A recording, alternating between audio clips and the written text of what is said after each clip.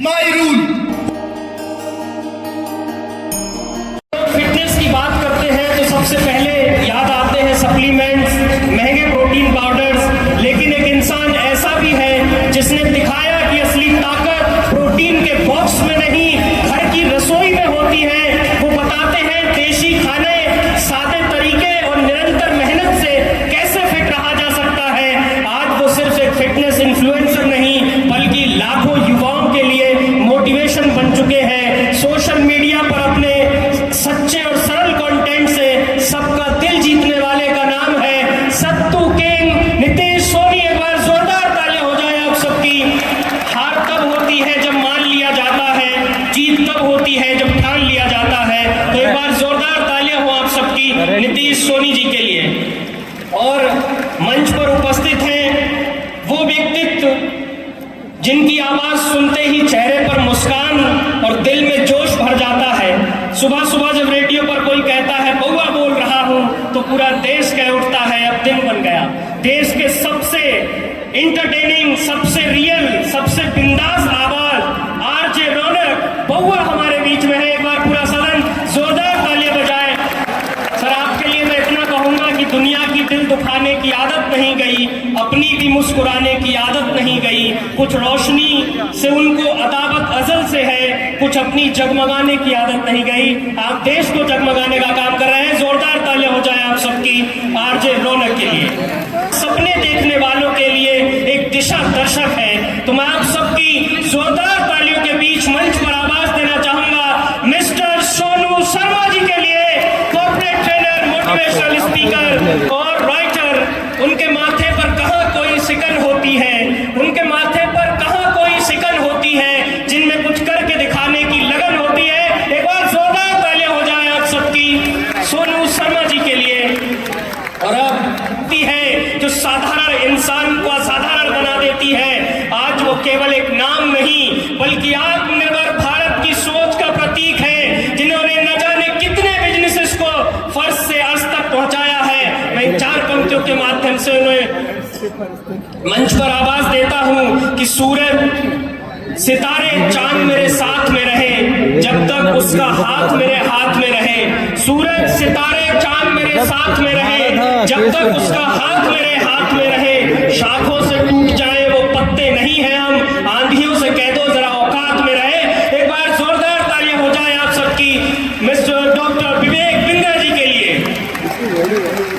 आपकी भारत और नशा मुक्त दुनिया कैसे बने। ऑफ कोर्स भारत ही आज वर्ल्ड को लीड कर रहा है। तो आई थिंक इस इवेंट के माध्यम से, जैसे कि हमने प्लेज भी लिया, और जब प्लेज लिया तो एक अच्छी बात हुई कि हम सब साथ मिलके कर रहे थे। और एक बात थोड़ी जो अटपटी थी नितेश भाई, मैं आपसे बोलूंगा कि बहुत सारे लोग ऐसे कर नहीं पा रहे थे, तो उसमें आपकी बहुत जरूरत पड़ेगी इस हाथ को, है ना। कई लोग निकालने के बाद वापस कर लेते हैं। एक सवाल जो यूथ के मन में हमेशा रहता है, सोनू सर, पहले मैं आप ही से पूछना चाहूंगा कि हमारी जो जनरेशन है वो उसका अटेंशन स्पैन बहुत कम है। 30 सेकंड में उसको सब चाहिए। वो टाइम होता था जब 30 मिनट में पिज्जा आता था, लेकिन अब 30 सेकंड से ज्यादा उसका अटेंशन स्पैन है नहीं। यूथ लगा नहीं पा रहा है। आप इसको कैसे? मैंने पहले रौनक जी से बोल दिया था कि थोड़ा हाथ हल्का करना यार हमारे पे। ये बिल्कुल जेन्युइन क्वेश्चन है कि लोग आजकल के रील के फॉर्मेट में लॉन्ग वीडियोस देखना भूल गए हैं। और हमारे लिए बहुत चैलेंज है एक्चुअली कि हम लोग तो लॉन्ग फॉर्मेट वीडियोस बनाने के आदी भी हैं। है क्या जो बहुत आसानी से मिल जाता है वो आसानी से चला भी जाता है। क्या बात है। इसमें मैं तुरंत ऐड करना चाहूंगा। अक्सर मैं भी शोज के माध्यम से ये कहता था कि सैलरी, जवानी, पैसा और बॉडी अगर जल्दी बन गई है तो जल्दी जा सकती है। Right sir. What easy to see is easy to miss. बढ़ता है कि आपके नोटिफिकेशन बंद है, आपके मोबाइल फोन बंद है और आप सिर्फ रीड कर रहे हैं, वेलबींग की बात कर रहे हैं, नशा मुक्त भारत और नशा मुक्त दुनिया बनाने की बात कर रहे हैं। पर कोई भी यात्रा शरीर से शुरू होती है पहले। तो यंगस्टर्स को क्या सजेशन जनरली आप देते हैं कि पहला स्टेप क्या होना चाहिए नशे से दूर रहने के लिए और अपनी बॉडी को सबसे अच्छा रखने के लिए? हरे कृष्णा, जय श्री राम। तो भाई भाई साहब ने पूछा फिटनेस के लिए, आप फिटनेस के लिए पूछ लिया, जीवन का पूछ लिया। दोनों का ही बता दीजिए। देखो फिटनेस का सबसे पहले फंडा यही है कि अगर आप जिम जा रहे हो अपने आप को स्ट्रॉन्ग बनाने के लिए, तो किसी की बॉडी या किसी के जिम का बैग या किसी के इंस्टाग्राम के पेज के सप्लीमेंट देख के पागल मत हो जाओ। आपको सिर्फ अगर किसी से सीखना है तो सीखना है सामने वाले बंदे का अनुशासन, सामने वाले बंदे की 5 साल से 6 साल से 7 साल से की गई मेहनत, उस चीज को चुराना है। बहुत बच्चे आगे बोलते हैं भैया 30 दिन में ऐसी बॉडी बन जाएगी क्या, मैगी बना रहे हो क्या? नहीं बनेगी। आप ये और सबसे बड़ी बात क्या है, कोई भी आके आपको बताता है ना कि यार मैंने ये खाया मेरा 17 इंच का बाइसेप हो गया, मैंने ये खाया मेरी बॉडी 4 इंच फैट कम हो गया, तो ये सोच लो आपको मूर्ख बनाया जा रहा है। और दिमाग से मंदबुद्धि मत बनो, क्योंकि हर चीज करने के पीछे एक व्यापार जुड़ा और उस व्यापार में आपको नहीं फंसना है। तो सबसे पहले आपको ये देखना है कि आपका फिटनेस में गोल क्या है, क्या करना है, और सीखना है अनुशासन। तो मेहनत करनी पड़ेगी, जबान का स्वाद छोड़ना पड़ेगा, क्योंकि मैं छोटी सी बात कहता हूं, जो आपके मुंह को भाया उसने आपके तन को खाया। सीधा सा फंडा यही है, जबान का स्वाद छोड़ना पड़ता है और मेहनत करनी पड़ती है। क्योंकि आजकल के बच्चे, मैंने कितनी बार देखा है, जब शाम को मैं निकलता हूँ वॉक के ऊपर, तो अगर 6 स्टॉल खड़ी है जिसमें बर्गर पिज्जा मिल रहा है तो वहां भीड़ लगी होती है, पर साइड में जो एक बेचारा केले की रेडी लेके खड़ा है वो खाली रहता है, और वो केले आपको 10 रुपए में मिल जाते हैं, और वही बर्गर आपको 50 से 60 रुपए का मिलता है, और वहां लाइन लगी पड़ी है। और जितने भी माँ बाप देख रहे हैं, मैं आपको एक छोटा सा मैसेज देना चाहूंगा, हो सकता है मेरी बात बुरी लगे पर लगती रहे। सच यही है, जब हमें भूख लगती थी, मैं स्कूल से आता था, मैं बोलता था माँ भूख लगी है, माँ देती थी दही रोटी चूर के, सबको पता होगा दही रोटी। पर आजकल माँ क्या करती है, ये ले बच्चा 50 रुपए कॉर्नर में बर्गर खाया, रुक बेटा ब्लिंकिट कर देती हूँ, स्विगी कर देती हूँ, जोमेटो कर देती हूँ, तो वो बच्चा आपका खराब हो। अगर आपने आज एक माँ ने 9 महीने पेट में रख के बच्चे को बड़ा किया है, तो 10 मिनट उसको खाना खाने के लिए दो। मैं उसके पास चला गया, मेरे को देखो तो सिगरेट फाइल, वो समझ गया था पढ़ने वाले, हालांकि मैं उसके मालिक, उसकी वीडियो है मेरे अकाउंट के ऊपर, मैंने उसके 2 मालिक। अब इसमें गलती उस बच्चे की नहीं है, गलती है माँ बाप की।